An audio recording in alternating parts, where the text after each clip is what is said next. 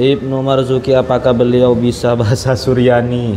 Masya Allah, sampian ini. Ya Allah, saya jelasin, kasih clue sedikit ya, bahwa bahasa Suryani itu salah satu bahasa yang hampir punah di dunia ini, dan dulu itu dipakai atau dipergunakan sebagai bahasa itu pada zamannya Ashabul Kahfi. Ya, termasuklah bahasa ini juga pernah dipakai oleh Isa bin Maryam, karena Suryani itu kan lebih tepatnya itu kan berada di Suriah. Suriah yang hari ini kita menyebutnya Suriah, dulu disebut dengan Syam, kemudian dialeknya disebut dengan Syriak gitu ya. Kemungkin kita pernah mendengar nama Ashabul Kahfi itu seperti Magdalena, siapa lagi yang nama-nama Ashabul Kahfi itu, itulah nama dalam bahasa Suryani. Suryani itu akar dari pecahan dari atau cabang dari bahasa Ibrani. Ibrani itu yang dipakai oleh Nabiullah Ibrahim alaihissalatu wassalam. Kemudian ribuan tahun setelah itu di tanah Suriah atau di Syam itu ada namanya bahasa Suryani. Kalau yang kita dengar di beberapa TikTok yang sempat diributin sama teman-teman itu, saya perhatikan itu bukan bahasa Suryani. Itu bukan. Ini saya bingung, ini Suryani dialek mana ini nih kan? Karena hari ini bahasa Suryani itu, saudaraku, hanya ada satu kampung di pinggiran Suriah itu, hanya satu kampung saja, dan bahasa ini hampir punah. Apa mungkin ada versi kontemporernya gitu? Versi terbarunya? Kalau ini belum upload saya. Masya Allah. Kalau versi Suryani yang dimaksud saya kurang paham juga ya. Mungkin versi kontemporer ya. Iya, Kiai, memang itu yang sering digaungkan Kiai, apa itu? Kalau urusan agama, Sayyidina Umar atau Nabi katanya mencabut pedangnya begitu. Lihat konsepnya. Lihat konsepnya. Ketika kita memandang Islam itu pada sisi Umar ibn Khattab radhiyallahu anhu, dari 4 sahabat utama itu, Sayyidina Abu Bakar dengan keteduhannya. Sayyidina Umar dengan ketegasan. Mohon maaf saya bilang jangan keras ya. Ketegasan sikap itu penting. Yang ketiga Utsman ibn Affan dengan kedermawanannya. Ali bin Abi Thalib dengan keilmuannya dan kesantunannya. 4 sahabat itu menggambarkan sifat utama Rasul sallallahu alaihi wasallam. Ketika Allah menyebutkan Muhammadur Rasulullah walladzina ma'ahu asyidda'u 'alal kuffari ruhama'u bainahum. Wih, keren. Nanti yang terjadi begini, enggak. Jihad di jalan Allah, siapa yang tidak menyukai kata jihad? Manusia beriman kepada Allah bukan membenci orang kafirnya, tapi membenci kekafiran, agar kekafiran itu juga tidak masuk kepada dirinya. Sementara orang-orang kafir yang kita yakini, oh si anu itu kafir, berikan contoh yang baik, berikan nasihat yang baik. Kalau memang Anda harus mendakwakan Islam kepada teman-teman kita di luar sana, khatibin nas ala qadri uqulihim, sampaikan kepada mereka manusia itu sesuai dengan nalar mereka yang mau menerima agama ini. Assalamualaikum warahmatullahi wabarakatuh. Waalaikumsalam warahmatullahi wabarakatuh.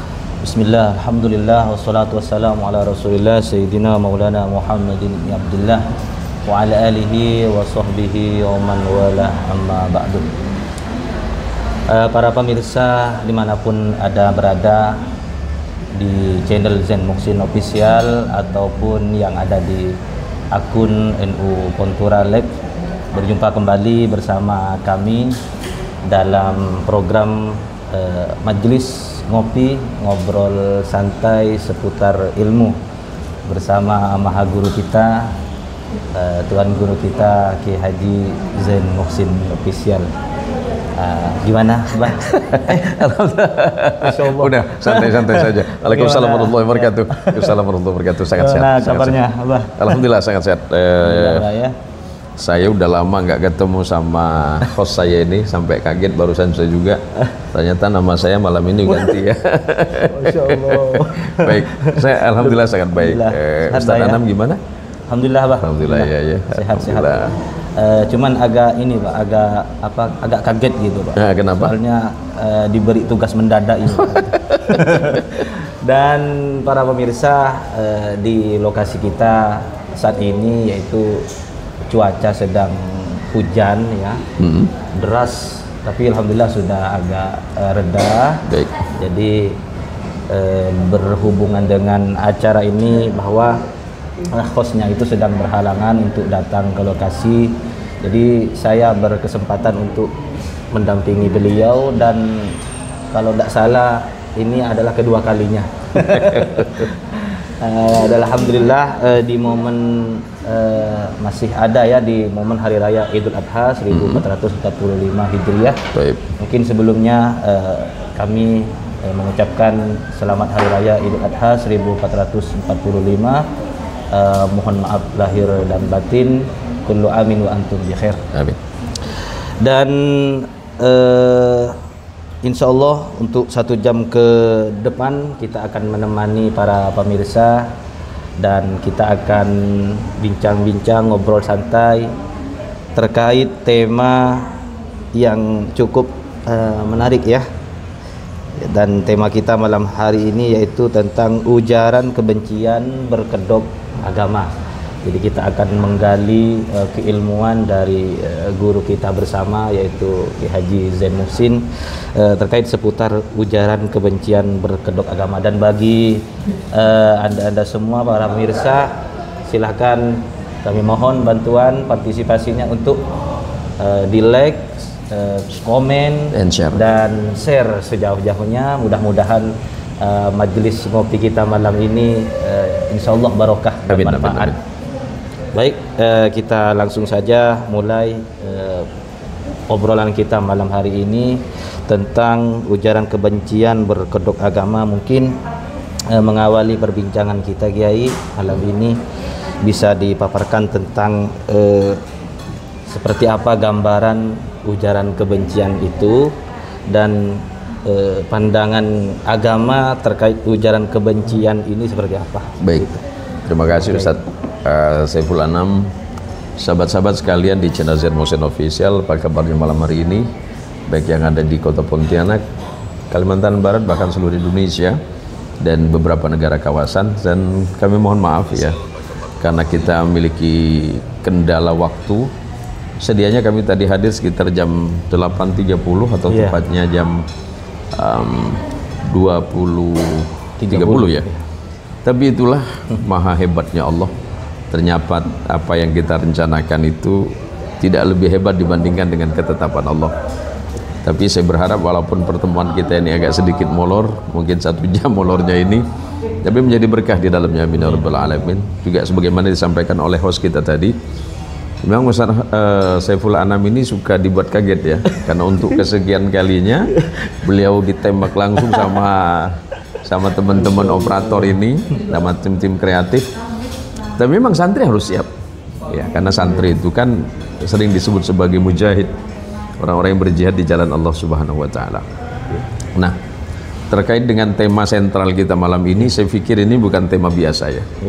Baik teman-teman yang ada di Facebook, di YouTube, live TikTok, ataupun di snack video ataupun yang lainnya, bahwa ketika berbicara tentang agama, bahwa sering kita sampaikan sesuai dengan terma Quran bahwa Islam itu secara garis besar memiliki fungsi utama, itu 2 fungsi utama yang sering disebut oleh bahasa Quran itu sebagai hablum minallah wa hablum minan nas.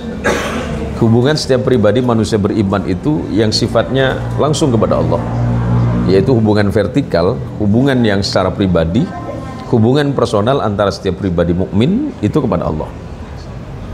Dan yang kedua adalah hubungan horizontal. Sebenarnya hubungan horizontal itu juga tetap mengacu kepada hukum Allah, di mana hubungan atau relasi kemanusiaan yang sering disebut bahasa Quran itu sebagai hablum minan nas, termanya atau dasar berfikirnya adalah Al-Quran itu sendiri. Bahwa Allah Subhanahu wa taala menginginkan kita manusia ini, inna khalaqnakum min dzakarin wa untha wa ja'alnakum syu'uban wa qabaila lita'arafu inna akramakum indallahi atqakum. Kenapa kemudian tema ini menjadi penting. Kita melihat lagi ke belakang bahwa 1300 tahun yang lalu Nabi SAW itu diutus di tengah masyarakat Arab yang pada saat itu nyaris tidak memiliki peradaban yang hebat. Sering saya sampaikan dalam konteks kesejarahan bahwa di belahan timur dan di belahan barat itu sudah ada peradaban besar. Kalau di timur itu ada peradaban Persia atau peradaban Sasanid yang hari ini kemudian menjelma menjadi sebuah negara besar yang bernama Iran.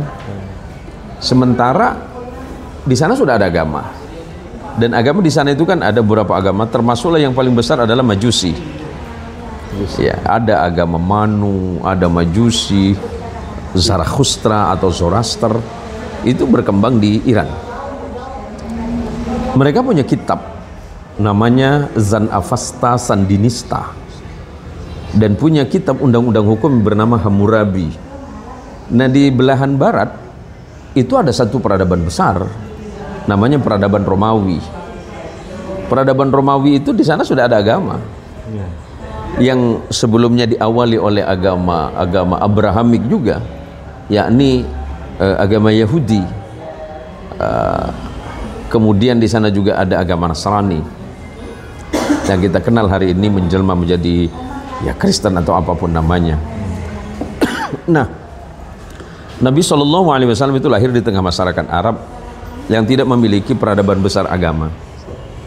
Di sana yang ada adalah peradaban penyembahan terhadap berhala.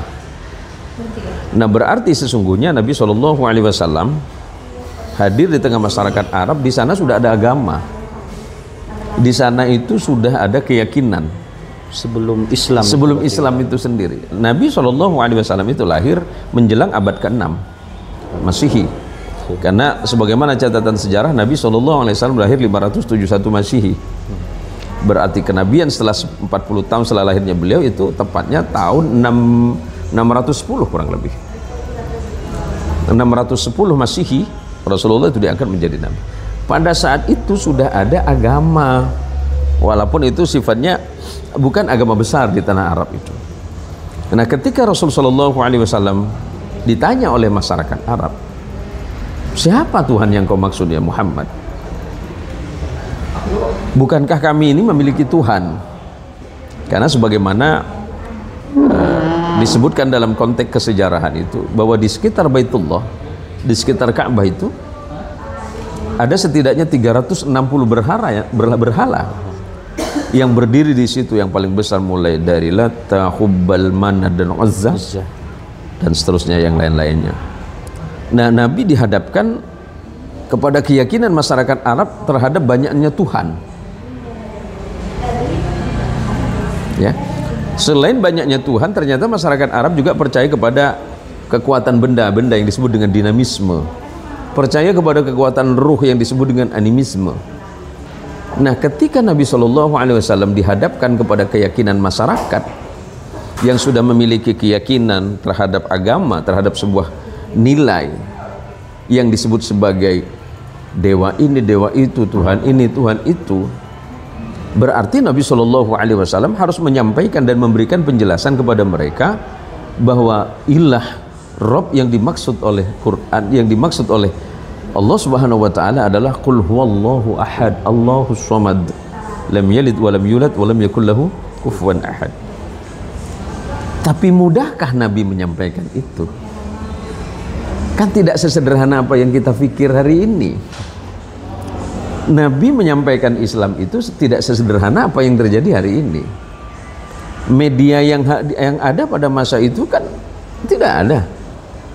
Terus masyarakatnya itu kan berpikirnya ya seperti itu, berpikir sangat sederhana, tidak seperti hari ini. Maka kendala besar yang dihadapi oleh Nabi SAW adalah memperkenalkan satu Tuhan, satu ilah, satu Rabb yang kita kenal sebagai monoteisme atau tauhid. Keyakinan kepada adanya satu Tuhan, satu ilah, satu Rabb. Nah, inilah yang kemudian masyarakat Arab yang tidak nyaman dengan dakwah Nabi SAW yang memperkenalkan satu Tuhan, ini kan menghadapi tantangan yang sangat besar, dan itu tidak mudah.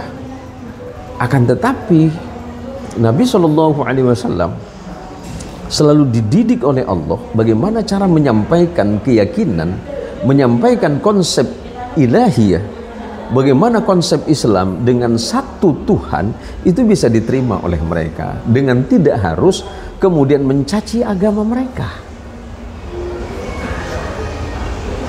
Bisakah Nabi menghadapi itu? Iya, buktinya seperti hari ini. Nabi SAW tantangan terbesarnya kan adalah ketika berhadapan dengan paman-pamannya, dengan orang-orang sekitarnya. Ahlul Bait berarti ya. Belum dikenal dengan Ahlul Bait, tapi setidaknya mungkin lebih tepatnya kepada Ahlun Nabi. Ahlun Nabi. Ya, Ahlun Nabi atau keluarga Nabi. Nah, berkaitan dengan Ahlun Nabi yang dihadapi kan paman. Mulai dari Abu Lahab, Abu Talib, serta abu-abu yang lain kan. Nah ini tantangan orang-orang dalam sendiri. Iya, orang dalam sendiri. Tantangan terbesar Nabi itu kan, maka Allah menyampaikan sebuah ayat, wa anzir asyiratakal aqrabin. Nabi SAW sebelum menyampaikan kepada orang lain, tentu yang harus mendengarkan dakwah Islam pertama itu adalah keluarga dekat Nabi. Nah, tentu ini kan tentu ini bukan persoalan mudah bagi Nabi. Artinya kalau bukan Allah yang menguatkan Nabi, tentu secara psikologi, secara mental, Nabi ini kan menghadapi sebuah kegugupan, menemukan sebuah kegugupan yang Allah sebutkan di dalam Al-Quran, wa wajadaka dhalam fahada, yang kemudian beberapa tahun yang lalu pernah ditafsirkan oleh salah satu konon ustadz. Nabi itu pernah tersesat. Ya ini susah. Ini susahnya orang nggak ngaji gitu kan. Jadi ketika termobelan kemudian disebutnya sesat. Loh, ketika Nabi dalam keadaan tersesat, kok sesat? Kan enggak. Allah menyebutnya, ketika engkau dalam keadaan kebingungan ya Muhammad, fahada, maka aku memberikan engkau petunjuk, bukan sesat. Masa ada Nabi sesat? Ini kan, nah ini pentingnya ngaji malam ini. Maka saya sangat bersyukur ditemenin sama salah satu ustadz yang pesantrenan juga. Jadi memahami terma agama itu tidak asal nyeplos saja gitu kan. Jadi tidak banyak tekstual gitu. Kenapa? Tidak tekstual. Gitu. Tidak tekstual. Kemudian sulitnya kalau kita itu menyampaikan sesuatu tidak memahami akar bahasa. Ya kan, akar bahasa yang utuh. Jadi apakah kemudian Nabi SAW ketika menyampaikan ajaran tauhid ini serta merta kemudian mencaci maki keyakinan orang? Kan tidak. Kenapa? Allah tidak menginginkan seperti itu. Kenapa demikian? Islam itu disampaikan dengan pelan-pelan oleh Nabi. Buktinya dalam peristiwa ada dua tahapan, ada dua fase penyampaian Islam. Yang pertama periode Mekah dan kemudian periode Madinah. Jadi saya pikir tema kita malam hari ini kenapa layak untuk kita bicarakan, untuk kita bincangkan, untuk teman-teman yang hadir di Facebook, yang ada di YouTube, yang ada di TikTok, Instagram, kemudian yang lainnya. Mari kita membicarakan bagaimana menjadi manusia beriman, manusia beragama yang memiliki keyakinan yang kuat dan teguh kepada agamanya dengan tidak harus mencaci maki keyakinan orang.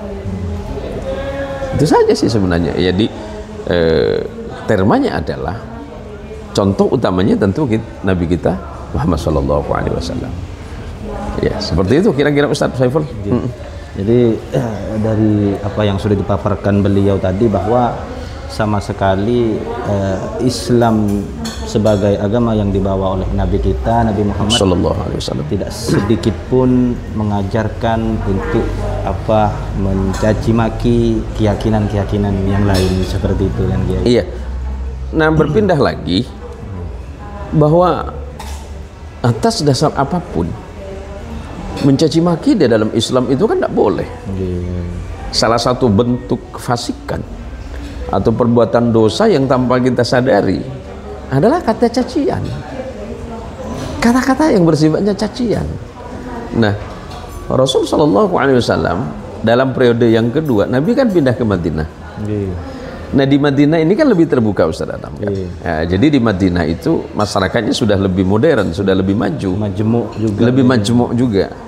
lebih apa ya, hetero masyarakatnya itu. Nah di sana itu kan sudah banyak sekali agama-agama, mulai dari Yahudi, ya, kemudian Nasoro, ada Majusi, bahkan keyakinan-keyakinan lain juga ada di sana. Ada 2 kelompok agama besar di sana itu. Yang pertama Yahudi itu yang dipelopori oleh kelompok Bani Quraidah dan Qainuqa. Sementara yang Nasrani itu kan kaum Khazraj, ya kan. Nah, kemudian orang itu nanya, sebenarnya Nasrani dulu apa Islam? Ya Nasrani dulu ada. Bahwa entitas atau adanya Nasrani itu kan Isa dulu lahir kurang lebih 6 abad sebelum Nabi lahir itu, Isa sudah lahir. Isa alaihi salatu wassalam lahir di satu tanah yang sering disebut sebagai Darussalam atau Jerusalem atau Yerusalem atau disebut dengan Ursalimum atau apapun namanya, itu sama mengajarkan agama tauhid. Nah, ketika Nabi sampai di kota Madinah, Nabi menemukan kelompok-kelompok agama yang besar. Karena memang masyarakat Madinah itu sudah lebih terbuka, para sahabat-sahabat dan teman-teman sekalian. Masyarakatnya lebih hetero, keyakinan juga sudah sangat luar biasa banyak di sana. Nah, ketika Nabi menyampaikan agama itu di sana, menghadapi orang-orang yang sudah memiliki keyakinan, apakah kemudian serta-merta Nabi itu menyampaikan itu dengan kekerasan? Apakah kemudian Nabi menyampaikan dakwah itu dengan kalimat-kalimat yang tidak baik? Ini penting untuk kita diskusikan malam ini. Kira-kira seperti itu Ustadz Anam. Boleh saya minum dulu ya? Bismillah. Sambilan kanji. Jadi begitu ya para pemirsa, tadi paparan yang sangat luar biasa, mulai dari awal mula Nabi kita mengenalkan seperti apa ajaran agama Islam yang memang Nabi sendiri mulai awal itu sangat menebar kasih sayang yang biasa kita kenal dengan Islam yang rahmatan lil alamin. Jadi bagi para pemirsa yang mungkin tertarik untuk nimbrung, berbagi pengalaman atau sharing dengan beliau Kiai Zain Muhsin, kami silahkan untuk ditulis di kolom komentar seperti itu ya. Sudah ada yang masuk? Mungkin sudah ada Ustaz. Bagaimana membedakan antara kritik dan ujaran kebencian, utamanya yang di media sosial, karena kadang seringkali sulit dibedakan. Siapa yang bertanya itu? NU Katulistiwa. NU Katulistiwa. Baik. Pertanyaannya apa tadi Ustaz? Bagaimana membedakan antara kritik dan ujaran kebencian, utamanya di media sosial, karena kadang seringkali sulit untuk dibedakan. Baik. Kritik dan ujaran kebencian. Ya. Di dalam hal apapun kita tidak hidup sendirian. Kita ini adalah makhluk sosiobiologis. Di sekitar kita pasti ada orang lain. Dalam hal tertentu tentu kita berbeda. Maka bagaimana kita menyikapi perbedaan pandangan itu? Maka di dalam Islam itu Rasul sallallahu alaihi wasallam pernah menyatakan ad-dinu nasihatun. Agama itu nasihat. Nasihat yang pertama adalah hal-hal yang berkaitan tentang keilahian, dan yang nasihat yang berikutnya adalah dalam hal kemanusiaan. Nah, mengingatkan siapapun itu penting. Mendiskusikan apapun itu menjadi penting. Termasuklah ketika menyampaikan pendapat, menyampaikan kritik, menyampaikan masukan dengan niat dan tujuan bahwa semata-mata itu adalah kebaikan. Tetapi yang paling penting di dalam menyampaikan kebaikan itu harus menggunakan etika. Hari ini di dunia modern kita begitu dengan mudah dan leluasa mengakses apapun itu di media sosial, mengupload dan mendownload, bahkan kemudian men-share apapun yang kita buka yang kita temukan di media tertentu, kemudian kita membagi dengan orang lain. Bahkan berkomentar seenaknya. Nah, itulah bahwa sesungguhnya kita masuk kepada persoalan etika. Sahabat Ali bin Abi Thalib radhiyallahu taala wa ardah pernah mengingatkan dalam Nahjul Balaghah, innal jamala jamalul ilmi wal adab. Keindahan hakiki, keindahan sesungguhnya di dalam Islam itu landasannya adalah ilmu dan adab. Mestinya manusia ketika semakin berilmu, semakin mengetahui sebuah perkara, adabnya semakin lebih baik. Lebih-lebih ketika dalam tanda kutip orang yang berbicara itu memiliki apa ya, semacam kemampuan untuk mengajak orang lain untuk mendengar apa yang dibicarakan. Taruhlah tokoh atau siapapun di tengah masyarakat, apa yang dibicarakan didengarkan oleh orang lain, ini memiliki dua kemungkinan, bisa diterima atau juga bisa ditolak. Apakah Rasul Shallallahu Alaihi Wasallam tidak pernah dikritik oleh orang lain? Oh, sering. Nabi itu bukan menolak itu, tetapi caranya. Termasuklah ketika ada seseorang itu yang merasa tidak senang dengan apa yang dilakukan oleh Nabi, yang kita kenal dengan Dzul Khuwaisirah. Dia merasa tidak puas terhadap pembagian harta rampasan perang atau ghanimah yang dilakukan oleh Nabi Sallallahu Alaihi Wasallam. Nabi mendengarkan, tetapi cara dia menyampaikan itu yang tidak baik, hingga kemudian membuat beberapa sahabat diantaranya itu merasa gusar. Termasuklah yang hadir sahabat-sahabat utama pada masa itu yang merasa tidak nyaman atas ucapan orang itu terhadap Nabi. Nah, bagaimana sikap kita ketika kita menyampaikan itu? Maka kata sahabat Ali bin Abi Thalib, orang itu kalau punya landasan ilmu yang baik dalam menyampaikan apapun, tentu juga dibarengi dengan adab dan etika yang baik. Nah, etika yang baik itu dibutuhkan ketika kita menyampaikan kebenaran-kebenaran. Bahwa sahabat Ali juga pernah mengingatkan, haqqun bila nidhamin yaghlibuhul batil binidham, bahwa kebenaran yang tidak menggunakan cara yang baik akan kalah atau dikalahkan oleh kebatilan yang menggunakan organisasi atau cara yang baik. Ada keburukan tapi dilakukan dengan cara yang elok, dia menang. Sistematis. Ada kebenaran tapi tidak disampaikan dengan benar, tidak dilakukan dengan benar, tetap aja kalah. Maka menyampaikan kritik itu silahkan, tapi dasarnya adalah bahwa menyampaikan kritik itu semata-mata untuk membenahi sesuatu yang tidak baik. Tetapi jangan sampai itu juga karena dasar rasa marah dan kebencian. Karena dasar kemarahan kalau bukan karena hukum Allah itu bahaya.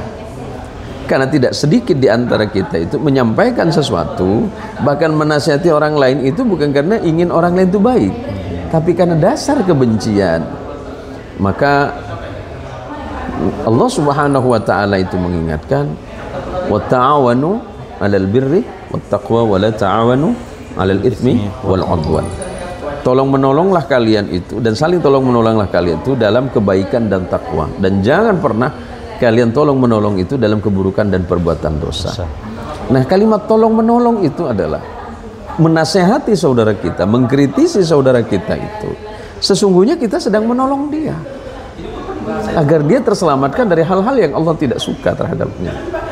Tetapi tentu kita juga harus memiliki cara yang baik, etika yang baik, adab yang baik, agar apa yang kita sampaikan itu adalah sesuatu yang betul-betul nasihat, yang mendengarkan juga merasa nyaman, karena yang menyampaikan juga menggunakan cara yang baik. Nah, sama halnya dengan ketika kita berhadapan dengan anak kecil.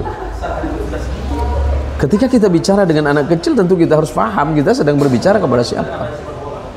Nah, agar itu kritik kita itu betul adalah kritik yang membangun, tentu harus dibarengi dengan fakta dan data-data yang ada, bukan berdasarkan kepada asumsi-asumsi yang akhirnya mengarah kepada fitnah.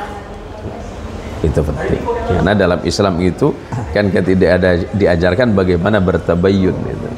mengklarifikasi apapun informasi yang masuk di tengah-tengah kita, agar itu tidak menjadi apa yang kita sebut sebagai provokasi. Seperti itu kira-kira. Jadi itu ya jawaban dari beliau dari NU Katulistiwa tadi. Jadi terkait perbedaan antara ujaran kebencian dan juga kritik itu sangat jelas berbeda, dan yang perlu digarisbawahi di sini adalah bagaimana kita beretika dalam menyampaikan kritik ataupun pendapat ataupun nasihat kepada orang lain, seperti itu. Oke, baik Kiai, jadi sini sudah ada beberapa yang masuk baik dari platform TikTok juga ada yang masuk ya Kiai. Assalamualaikum Pak Ustadz. Waalaikumsalam warahmatullahi wabarakatuh. Ustadz mau nanya gimana dengan orang-orang ngakal? Ngakal itu mungkin apa nipu ya? Nipu lah mungkin. Orang-orang ngakal gitu ya. Baik. Dari Agung Sayur Kiai. Agung Sayur. Agung Sayur. Ini dari TikTok. Ya? Oh, jangan-jangan sayurnya pernah diakalin orang nih. Ya mungkin. Iya. Berjualan kali.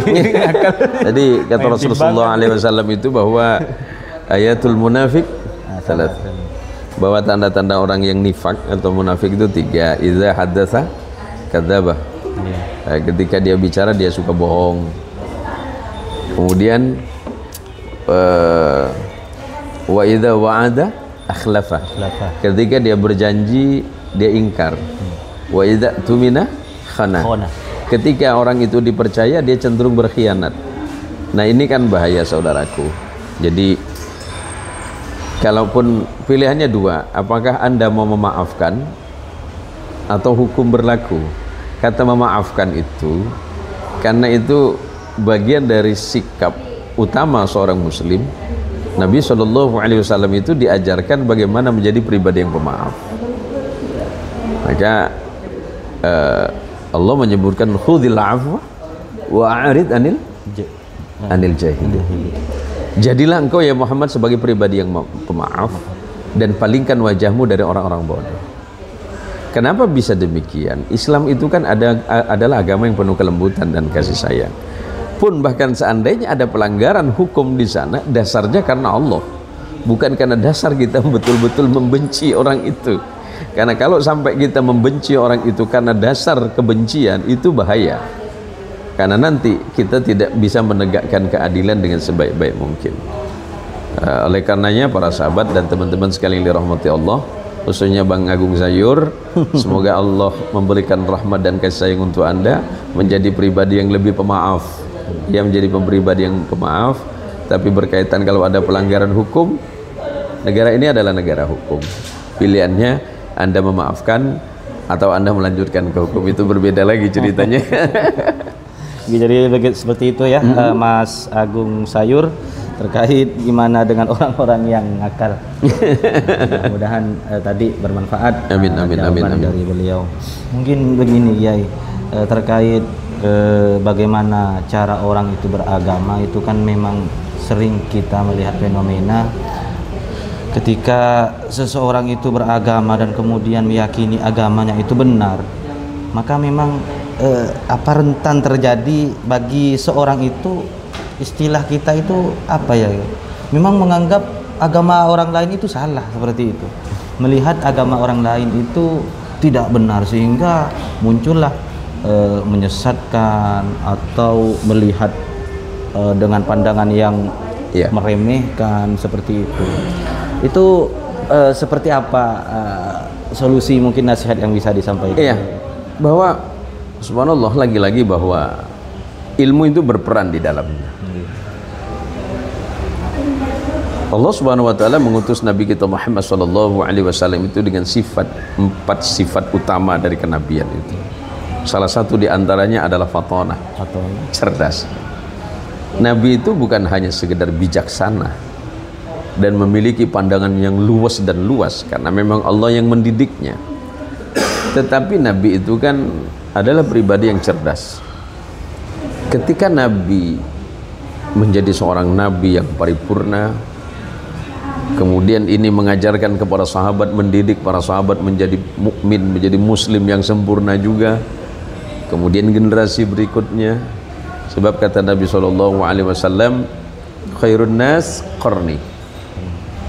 Sebaik-baiknya manusia adalah pada masaku. Tsummal ladzina yalunahum. Kemudian mereka setelahku, periode sahabat. Kemudian tsummal ladzina yalunahum. Kemudian periode yang ketiga, periode setelah sahabat yang kita kenal dengan periode tabi'in. Periode ini adalah periode emas keimanan, periode emas di dalam ketakwaan, dan periode emas dalam sikap-sikap kemanusiaan. Seorang mukmin tentu harus mengimani agama ini dengan seyakin-yakinnya dan sekuat-kuat mungkin. Tetapi ketika dia bersama orang-orang yang ada di sekitarnya, dia harus mampu menunjukkan sikap menghargai imannya orang lain. Apalagi firman Allah Subhanahu wa taala dalam surat Al-An'am itu apa tadi? Wala tasubbul ladzina yad'una min dunillahi. Coba buka nanti itu ya. Ini hostnya lupa ini. Jadi Allah itu sangat melarang. Allah itu sangat melarang umat Islam ini mencaci maki Tuhannya mereka yang tidak beriman kepada Allah. Fayasubbullaha adwan bighairi ilmin. Fayasubbullaha adwan bighairi ilmin. Sampai kemudian mereka membalas cacianmu dan mencaci maki Allah dengan permusuhan tanpa ilmu. Kita ini kan sering menemukan ya dagelan atau ujaran-ujaran lah ya. Oh, Tuhanmu begini, Tuhanku begitu. Maka Islam itu, Quran sangat melarang. Mau seperti apapun, apa yang diimani orang lain itu, yang menghakimi itu nanti Allah.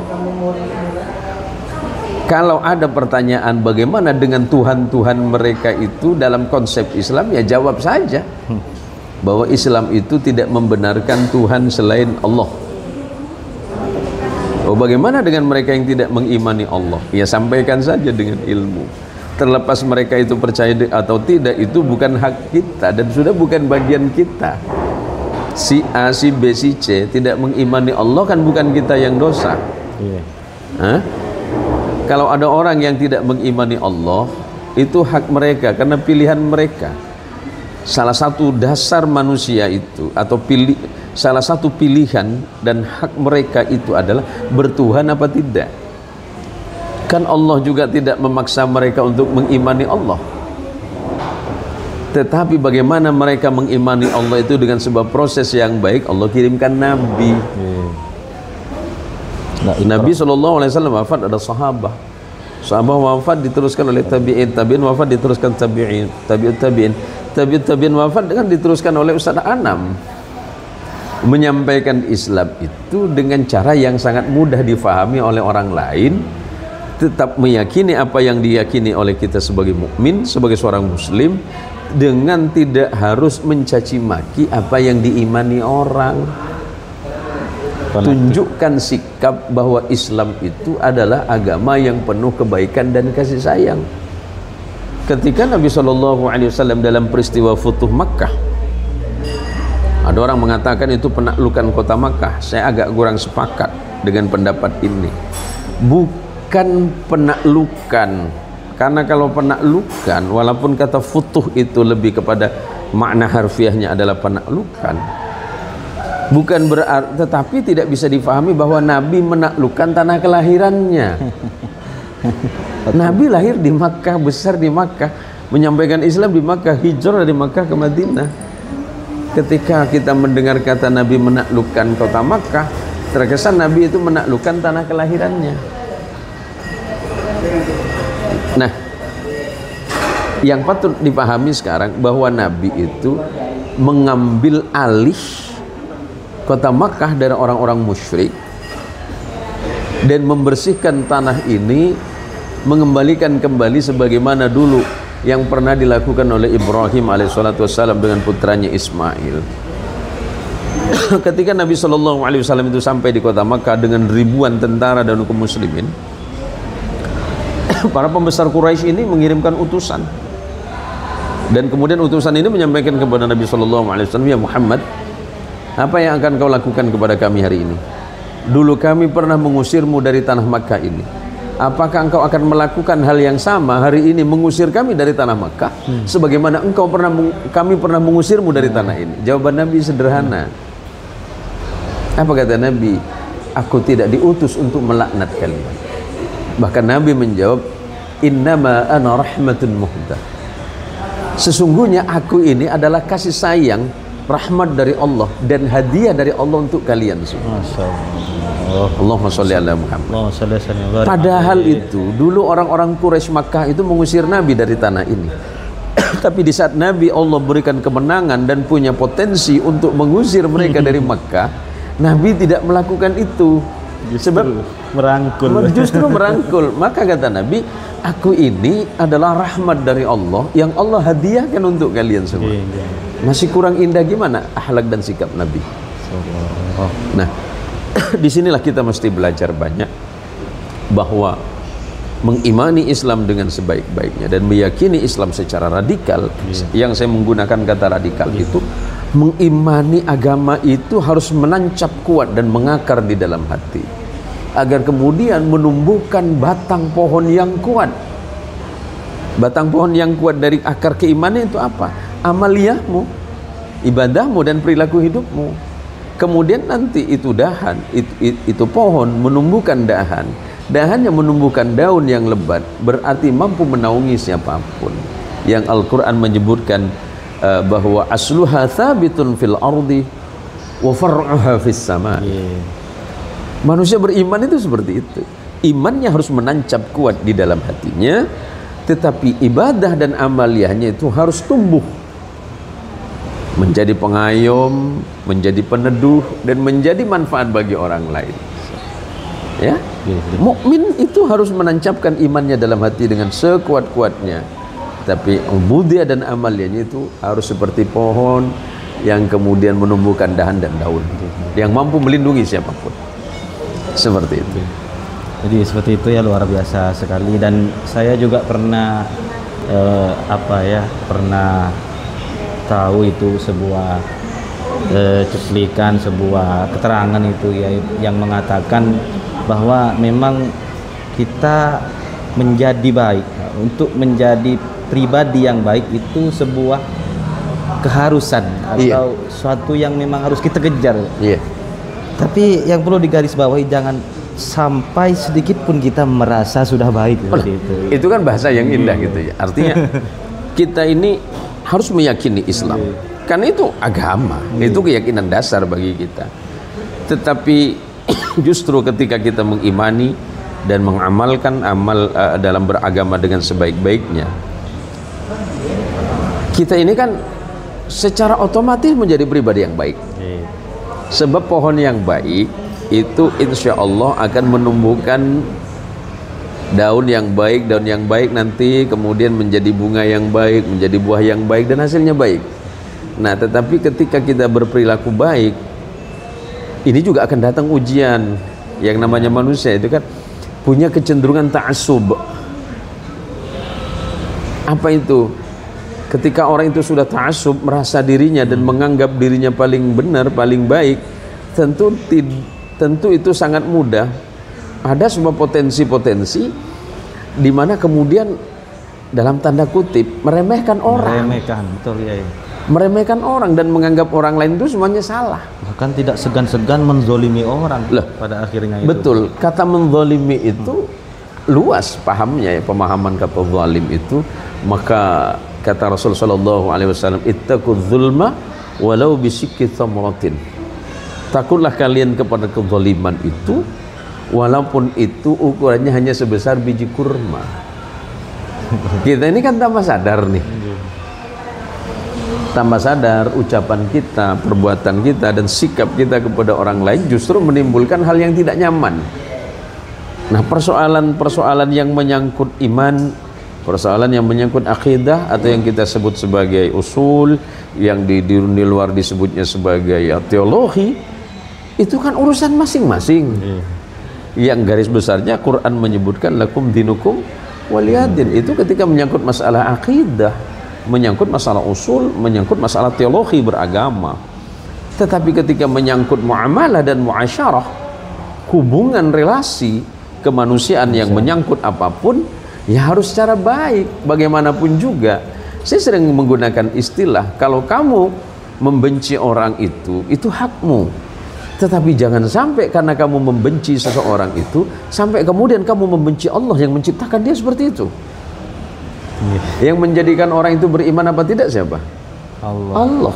Yang menjadikan orang itu baik dan buruk siapa? Allah. Dalam sebuah proses orang itu kan memilih baik dan buruk, benar dan salah, hak dan batil, mau beriman apa tidak, kan hak mereka dalam pilihan itu. Nah, ketika mereka sudah memilih seperti itu, kenapa kemudian lantas kita berada di antara mereka sebagai hakim bagi mereka?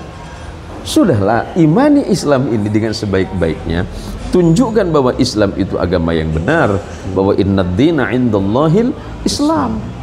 Ini keyakinan dasar kita sebagai mukmin, bahwa agama yang paling baik dan benar di sisi Allah itu adalah Islam. Tetapi jangan kemudian serta-merta ketika kita mengambil sikap ini, mengambil keyakinan ini, lantas kemudian kita meremehkan orang lain. Itu urusan mereka, bukan urusan kita. Nah, kalau ada hal-hal yang tidak baik di antara kita, tentu sikap kita adalah nata'awan fima tafarraqna, nata'awan fima tafaqna. Kita bisa tolong menolong di dalam hal yang bisa kita sepakati. Wala nata'awan fima tafarraqna. Dan tidak mungkin kita ini bisa saling tolong menolong dalam hal yang membuat kita berpecah belah. Sederhana saja. Ustadz Anam punya tetangga, punya sahabat, punya teman. Kan tidak semuanya muslim, tidak semuanya mukmin. Ada orang lain. Bahkan kehidupan Nabi SAW juga dikelilingi oleh orang-orang yang tidak mengimani Allah, tetapi mereka bersahabat, berteman baik dengan Nabi, berkumpul dengan secara baik dengan Nabi, bahkan relasi kemanusiaan dijaga betul oleh Nabi. Itulah. Nah, seperti itu kira-kira Ustaz Anam. Luar biasa. Jadi sangat terenyuh sekali ya. Jadi para pemirsa, kalau sampean tahu sendiri posisi saya saat ini itu sangat terenyuh sekali nasihat-nasihat yang beliau sampaikan itu. Jadi kita sapa-sapa dulu ya, sambil kopi dulu. Kita sapa-sapa dulu pemirsa yang sudah nimbrung. Di sini ada Ustadz Ghazali Kiai. Salam untuk Al-Mukarram Ustadz Zain Muhsin, maaf nggak bisa hadir. Subhanallah, terima karena kasih. Lagi berhalangan dan semoga beliau selalu diberikan kesehatan. Terima kasih. Juga bertambah istrinya ya. Hah? Mau diaminkan apa gimana? Jangan. Kalau menambah kebaikan istri ya. Wilayah berbahaya. Wah, ini bukan berbahaya ini. Pulangnya bonyok saya. Masya Allah, tapi bagi saya begini ya. Saya ini kan menikah dengan istri, dengan Umi Kizwah ini udah 24 tahun. Masya Allah. 24 tahun, artinya perjalanan ya yang penuh nuansa, penuh dinamika, lika-liku, cerita sedih, cerita bahagia, hahaha sama huhu, sudah dilewati gitu. semua. Sudah dilewati, dan kami menikmati proses itu sebagai sebuah pembelajaran bahwa kami ini, saya dengan Umi di rumah itu, dengan Umi Kizwah itu betul-betul menjadikan hidup itu sebagai hadiah dari Allah, sebagai hadiah.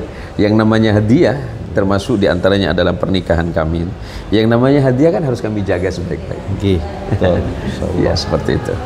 Jadi gitu ya Ustadz Ghazali. Jadi tolong penyakit sampean jangan ditularkan. Cukup sampean sendiri aja. Oke, baik Kiai. Di sini ada R249. Apa kabar Pak Ustadz? Ya, alhamdulillah sangat sehat. Dari Sri Suharti Pak Ustadz yang ceramahnya bikin adem, sehat selalu. Amin ya Allah, amin. Dari Pangrip 16, malam Pak Ustadz, apa kabar? Sehat selalu ya Pak Ustadz, senang dengar ceramah Bapak. Amin, terima kasih saudaraku. Ibnu Marzuki, apakah beliau bisa bahasa Suryani? Masya Allah, sampian ini ya Allah. Saya jelasin, kasih clue sedikit ya, komentar bahwa bahasa Suryani itu salah satu bahasa yang hampir punah di dunia ini, dan dulu itu dipakai atau dipergunakan sebagai bahasa itu pada zamannya Ashabul Kahfi. Ya. termasuklah bahasa ini juga pernah dipakai oleh Isa bin Maryam, karena Suryani itu kan lebih tepatnya itu kan berada di Suriah. Suriah yang hari ini kita menyebutnya Suriah, dulu disebutnya dengan Syam. Kemudian dialeknya disebut dengan Syriak, gitu ya. Mungkin kita pernah mendengar nama Ashabul Kahfi itu seperti Magdalena. Siapa lagi yang nama-nama Ashabul Kahfi itu? Itulah nama dalam bahasa Suryani. Suryani itu akar dari pecahan dari atau cabang dari bahasa Ibrani. Ibrani itu yang dipakai oleh Nabiullah Ibrahim alaihissalatu wassalam. Kemudian ribuan tahun setelah itu di tanah Suriah atau di Syam itu ada namanya bahasa Suryani. Kalau yang kita dengar di beberapa TikTok yang sempat diributin sama teman-teman itu, saya perhatikan itu bukan bahasa Suryani. Itu bukan. Ini saya bingung, ini Suryani dialek mana ini nih kan? Karena hari ini bahasa Suryani itu, saudaraku, hanya ada satu kampung di pinggiran Suriah itu, hanya satu kampung saja, dan bahasa ini hampir punah. Apa mungkin ada versi kontemporernya gitu? Versi terbarunya? Nah, kalau ini belum upload saya. Masya Allah. Kalau versi Suryani yang dimaksud saya kurang paham juga ya. Mungkin versi kontemporer ya.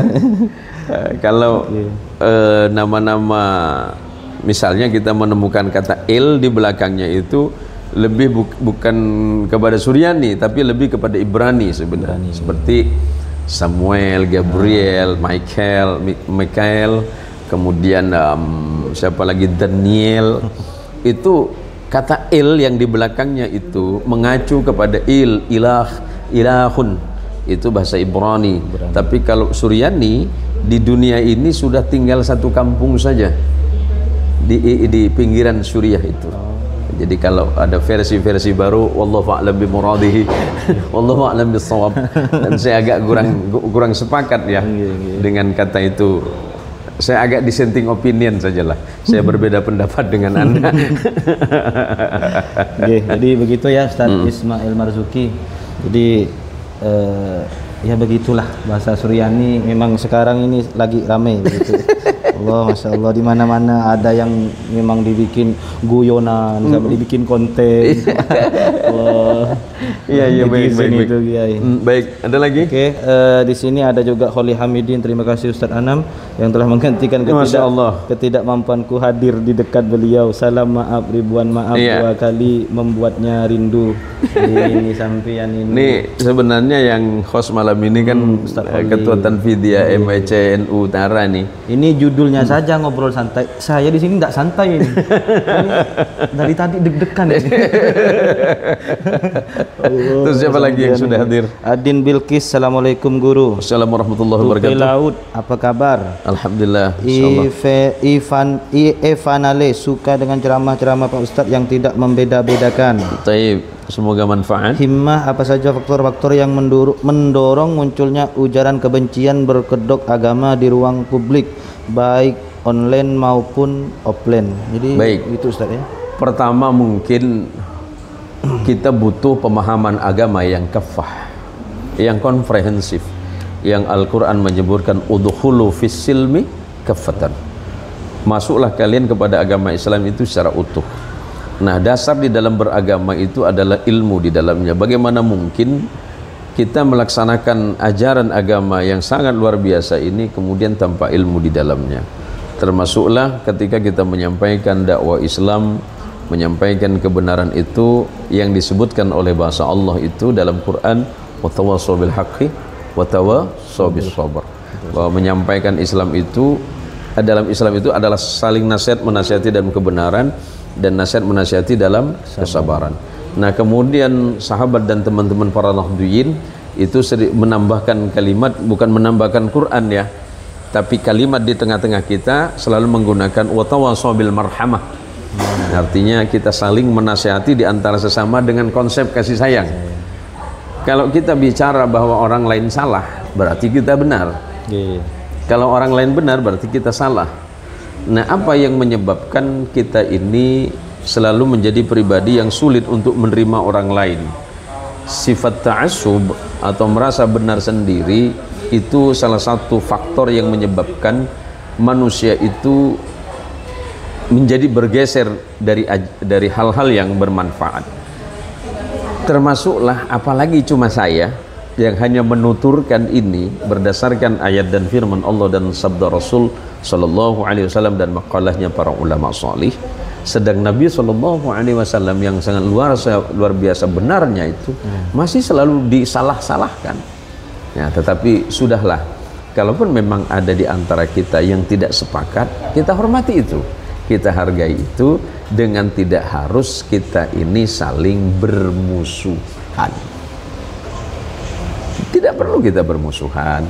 Kalaulah kita melontarkan sesuatu yang buruk, kalaulah seseorang itu mengucapkan kata-kata buruk, ingat bahwa tempayan itu tidak akan mengeluarkan apapun kecuali isinya.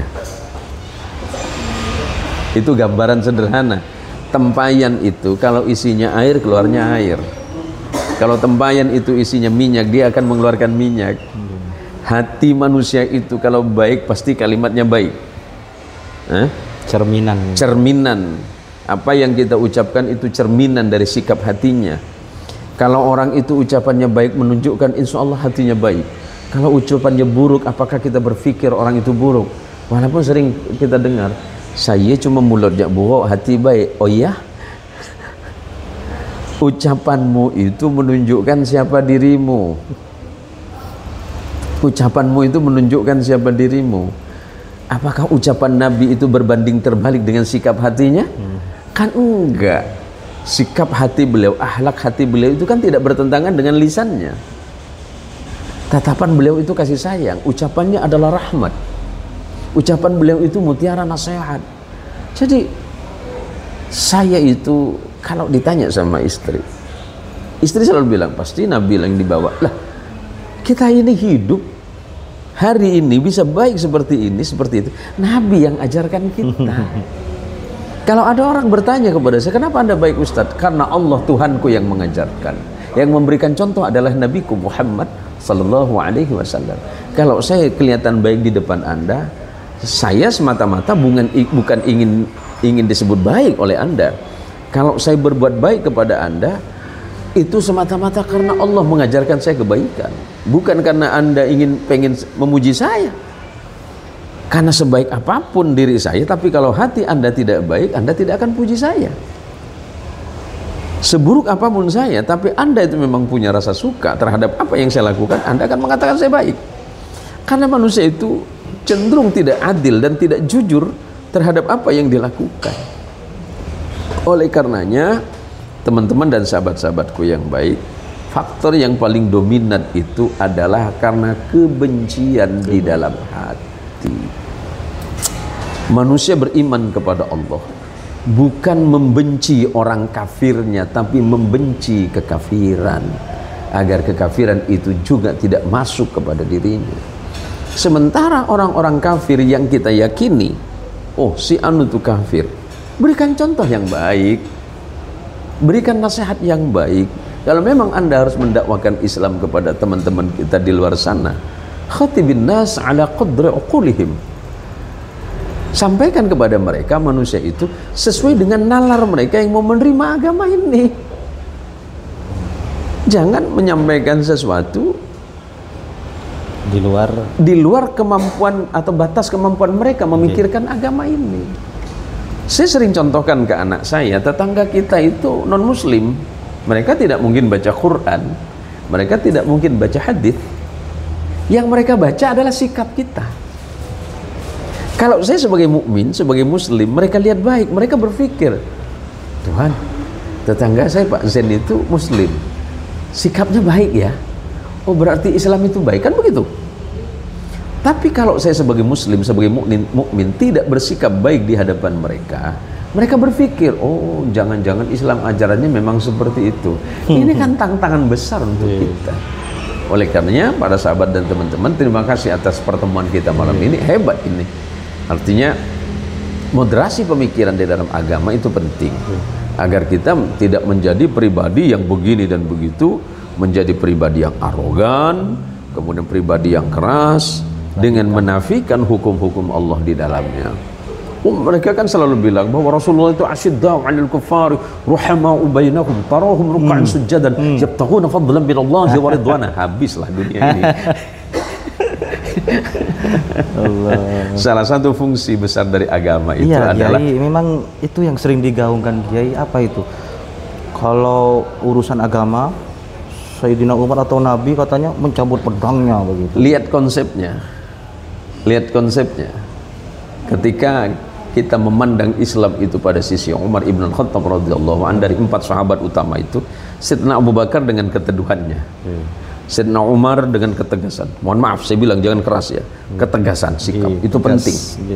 Yang ketiga Utsman ibn Affan dengan kedermawanannya, Ali bin Abi Thalib dengan keilmuannya dan kesantunannya.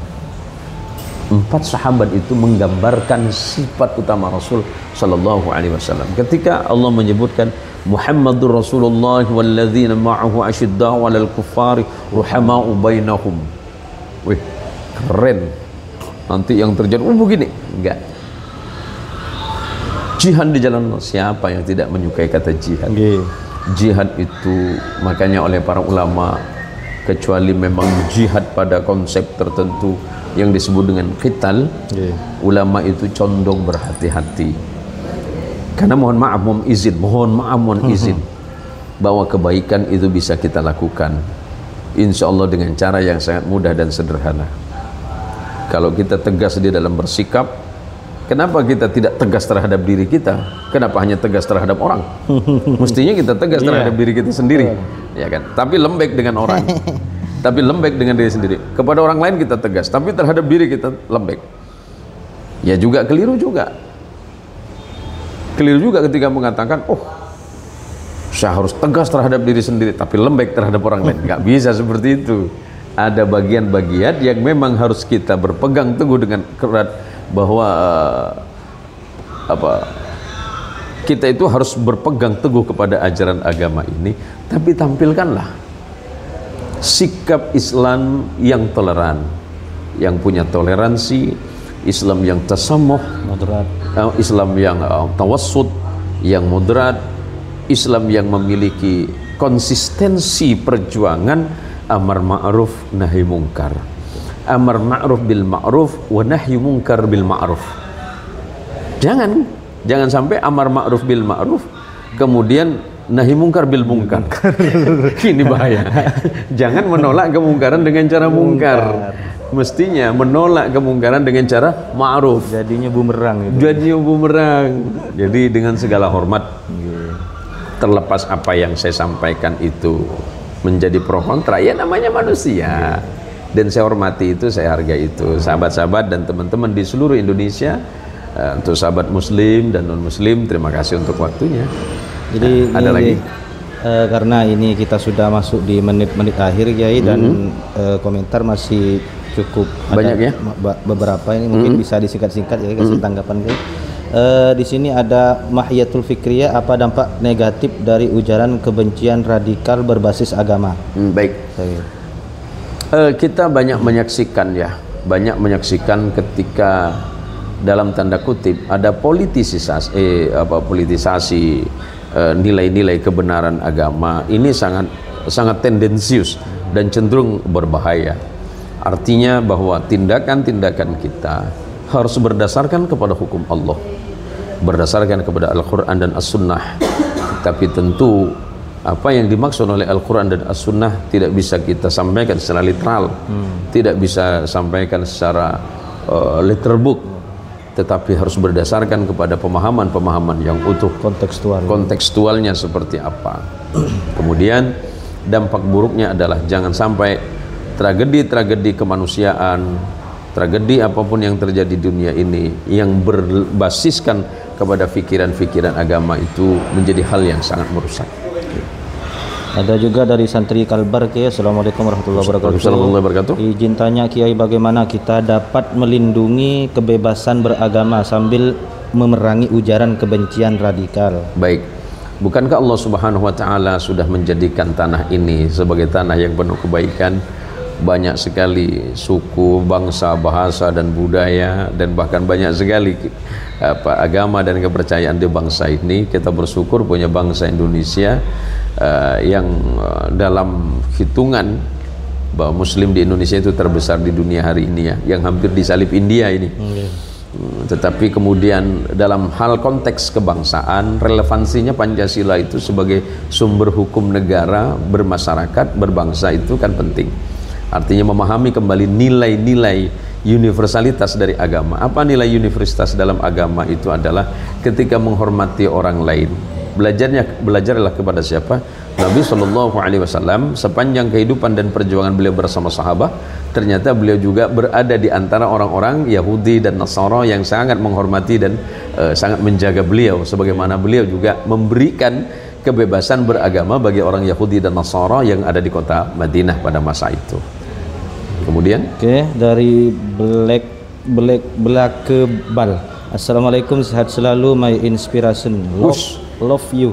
Terima kasih, ini salah satu polisi yang sangat selalu saya banggakan ini dari Babin Katib Mas Siantan Hilir ya. Ini kalau ketemu saya ngobrolnya asal tapi bener.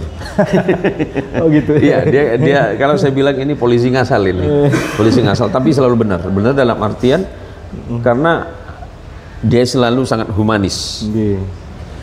Dia sangat humanis. Humanis maksudnya dia lebih memanusiakan manusia siapapun itu. Dia tidak memandang manusia itu dari manapun asal usulnya, seperti apapun keadaannya, bagi dia itu sama, selagi orang itu masih sebagai hamba Allah. Masya Allah. Kemudian siapa lagi? Semoga sehat selalu. Amin, Bang amin ya Allah ya Rabb. Dari Amalan. Panjang sekali nih. Assalamualaikum Kiai. Jika seseorang merasakan perubahan pada dirinya, merasa aneh dan merasa seperti mental yang down atau perubahan mental yang secara tiba-tiba. Ini terjadi di saat dia setelah pulang dari kegiatan di pantai. Setelah pulang dia merasakan perubahan yang kurang enak Pak Ustadz. Merasa semakin juga dari Allah, semakin juga dari Allah. Itu bagaimana ya Pak Ustadz? Apakah perlu diruqyah atau bagaimana Pak Ustadz? Dan apakah ada saran tempat agar teman saya bisa disembuhkan Pak? Oh ya, maka dalam beberapa literasi keagamaan itu berjalan atau bermain atau bahasa kerennya hari ini vakansi atau wisata itu healing self healing ya, artinya menyembuhkan pikiran sendiri. Tentu karena Nabi SAW juga tidak melarang hal itu ya, tetapi ada beberapa juga kita temukan, termasuklah di dalam beberapa literatur yang berkaitan tentang dunia itu ya. Kalau langsungnya nanti ketemu Mas Fahad ya, tidak semua diruqyah, tinggal ditapok saja ya, pakai sandal itu. Jadi begini ya, bahwa mungkin saja dia mengalami kondisi kebatinan yang rapuh. Nah, orang itu kenapa kemudian dilarang membiasakan diri termenung? Ya, termenung ya. Ketua Melayu suka nak termenung tuh bahaya. Melamun ya, suka nak melamun itu sangat bahaya. Karena biasanya mendatangkan waham atau apa itu kalau pikirannya sendiri, kalau bahasa kerennya dalam psikologi itu cenderung menampilkan sesuatu yang asalnya abstrak itu menjadi nyata. Dia suka nak buat-buat sendiri dalam pikirannya. Nah, maka ini kemudian disebut dengan tajanjanah, perilaku manusia dalam pikirannya yang dipengaruhi oleh jin dan sebangsanya. Maka kemudian orang yang tajanjanah nanti menjadi majnun, orang yang tertipu oleh perilaku jin. Nah, bagaimana itu? Tentu baik kalau nanti misalnya secara batiniah bisa datang ke para mu'alij atau para orang-orang yang mampu meruqyah. Oke, jadi seperti itu ya amalan. Kemudian ada lagi Tompel. Saya Katolik, sehat terus Pak Ustadz bersama keluarga, salam toleransi. Amin amin, salam toleransi juga buat Anda. Dari Cucung Wahyudi, assalamualaikum Pak Kiai. Waalaikumsalam warahmatullahi wabarakatuh. Dari Iya Pardede, saya Katolik tetapi saya sering menonton ceramah-ceramah Pak Ustaz. Terima kasih Bang Pardede, Horas Bang. Nah ini orang Medan namanya ini. Nah, orang Sumatera ini, Pardede kan? Pardede. Kolme Ucok. Saya Nasrani mengidolakan Pak Ustadz, semoga sehat selalu. Terima kasih Bang Ucok. Horas Bah. Habis makan beras, makan gabah kita. Dan ini yang terakhir, Mustakuropo. Saya sering lihat ceramah beliau, pernah kenal tapi lupa di mana tempatnya. Ini ada lagi terakhir Kiai. Dari Paskalis Milu. Terima kasih. Apa ini? Gajah Kamai Akita. Gajah Kamai kita. Nana kemana-mana. Bahasa apa tuh Kiai? Nangahe. Yaitu bagian dari komunitas suku Dayak di Kalbar ini yang paling luar biasa itu kan Ahe yang paling banyak. Kalau nggak salah Ahe itu, halo Bang, Kanayan Bang ya. Ini ada lagi nih, Anto Yakuza guys. Gajah cacing pun dibilang gajah. jadi yang lagi BB nih. Gimana itu? Kalau di bahasa Dayak itu, di bahasa Kanayan itu, bahasa Ahe itu, kalau kaget itu biasa menggunakan gajah. Nah gitu kan. Jadi ketemu cacing pun dibilangnya gajah. Saya juga gurau Bang ya, tapi saya sangat menghormati Anda. Saya sangat menghargai budaya Anda. Saya tuh teman-teman dari kecil itu banyak yang Ahe. Nah, termasuklah yang saya cerita kemarin tuh Hendrikus itu yang hari ini menjadi aktivis gereja. Nah, itu kawan saya dari kecil itu. Tapi kami ketika ketemu sampai hari ini masih suka gurau-gurau gitu. Saya pun tidak bisa apa ya. Kemudian Allah menjadikan saya seperti ini sebagai penyampai agama. Kemudian Hendrikus juga menjadi aktivis gereja. Tapi kami saling menghormati. Seperti itu ya. Ini juga gajah. Di komen juga nih Kiai. Di mana rumah Kiai, mohon info Kiai. Nah, ya. Dari yang tadi itu Kiai. Saya ada di Kota Siantan, nanti melalui itu, melalui admin ya, saya ada di Kota Siantan. Dan ini yang terakhir. Tapi bukan bicara gajah lagi kan? Kayaknya mau diperdalam lagi kan? Ini mungkin yang terakhir komentar dari Ratu Selatan, kalau nanti ada komentar. Ratu Selatan ini hubungannya sama Roro Kidul nih. Oh, gitu. Kalau ada lagi yang masuk, mohon maaf kalau belum bisa sempat dibaca karena memang waktunya sudah tidak memungkinkan, sudah 1 jam lebih. Nah, ini mungkin yang terakhir dari Ratu Selatan, Pak Kiai. Saya suka ceramahnya dan jangan lupa beliat di utara menjamur judinya juga. Oh, terima kasih, terima kasih. Terima kasih, sangat luar biasa. Mari kita bersama-sama bergerak dalam barisan kebaikan, menyampaikan nilai-nilai keagamaan, di mana salah satu fungsi agama itu adalah menjaga manusia, menjaga peradabannya. Tentu karena saya juga masyarakat utara, Pontianak belahan utara, saya juga harus merasa bertanggung jawab dan memiliki tanah ini. Dalam artian kita bersama-sama menjaganya. Terima kasih untuk supportnya. Akhirnya untuk Rizky dan Bang Fahad yang sudah dari tadi kotak-kotak udah habis waktunya nih gitu. Jadi seperti itu ya. Alhamdulillah sudah panjang sekali, sudah lama sekali kita ngobrol, bincang-bincang, menggali keilmuan yang sangat luar biasa dari Ki Haji Zain Muhsin LC. Salah lagi ya. Mudah-mudahan apa yang kita bincangkan mulai dari awal hingga akhir terdapat banyak barokah dan manfaat yang bisa kita ambil. Dan juga kita terapkan dalam muasyarah kehidupan kita sehari-hari. Akhirnya Mahakam. Oh ya, tanggal 4 kajian Mahakam atau mahasiswa ngaji hikam. Insyaallah tempatnya di tempat ini juga ya, tanggal 4 insyaallah. Tanggal 4 ya. Baik.